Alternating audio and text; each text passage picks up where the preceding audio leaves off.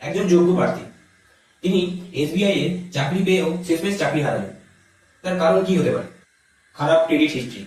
আজ আমরা জানবো মাদ্রাজ হাইকোর্টের একটি গুরুত্বপূর্ণ রায়, যেটি শুনলে আপনারও চোখ খুলে যাবে। State bank of India circle based officer পদে একজন প্রার্থীকে নিয়োগ করেছিল, কিন্তু পরে ব্যাংকের নজরে আসে যে সেই প্রার্থীর ক্রেডিট স্কোর খুবই খারাপ। দেখা যায় তিনি পুরনো একটি পার্সোনাল লোন এবং ক্রেডিট কার্ডের টাকা ঠিকমতো পরিশোধ করেননি। এইসব খবর এসবিআই পাওয়া মাত্রই এসবিআই সেই নিয়োগটি বাতিল করে দেয়। কারণ তাদের নিয়োগ বিজ্ঞপ্তিতে স্পষ্টভাবে লেখা ছিল যে প্রার্থীর আর্থিক ইতিহাস খারাপ সেই প্রার্থীকে নিয়োগ করা হবে না, অর্থাৎ তিনি অযোগ্য বলে গণ্য হবে। প্রার্থী বলে, আমি তো সব ঋণ মিটিয়ে দিয়েছি।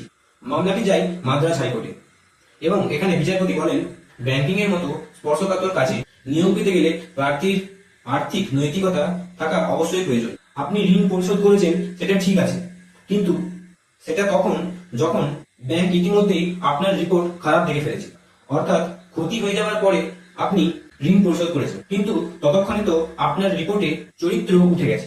এই রায় বলছে ব্যাংকিং সেক্টরে যারা কাজ করবেন তাদের উপর সর্বোচ্চ আর্থিক শৃঙ্খলা থাকা আবশ্যক। ক্রেডিট স্কোর কিংবা ফিনান্সিয়াল ডিসিপ্লিন খারাপ হলে আপনার চাকরি বাতিল হওয়া বৈধ এবং এসবিআই ঠিকভাবেই আপনার চাকরি বাতিল করেছে। বন্ধুরা, আমরা এই ঘটনা থেকে একটা জিনিস শিখি, আপনার যোগ্যতা, ডিগ্রি এবং ইন্টারভিউ সব ঠিকঠাক মতো হলেও শুধুমাত্র খারাপ ক্রেডিট স্কোর আপনার ভবিষ্যৎ নষ্ট করে দিতে পারে। এখনই চেক করুন আপনার সিভিল স্কোর এবং আপনার ঋণ সময় মতো পরিশোধ করে দিন।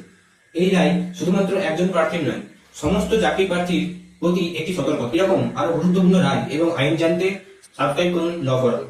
এবং আপনার কোনো চেনা পরিচিত প্রিয়জন যদি কম্পিটিটিভ এক্সাম দেন, দয়া করে এই ভিডিওটি তাকে শেয়ার করুন। নমস্কার।